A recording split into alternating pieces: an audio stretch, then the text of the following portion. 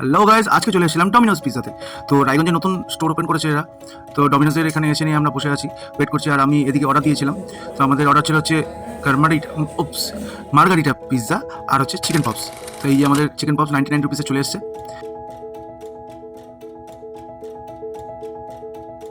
আর আমাদের মার্গারিটাতে 245 টাকা লেগেছে। ও এখন চিলি ফ্লেক্স আর ওই অরিগানো ছিটিয়ে নিল।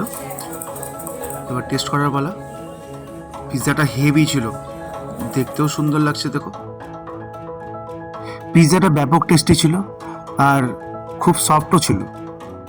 খাওয়া হয়ে গেছে, এখন আমরা বাড়ির দিকে বেরোই।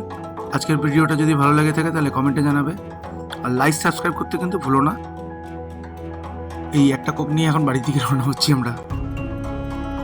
আজকের ভিডিওতে এখানেই বিদায় নিচ্ছি, আর ভিডিওতে মজা হবে বস।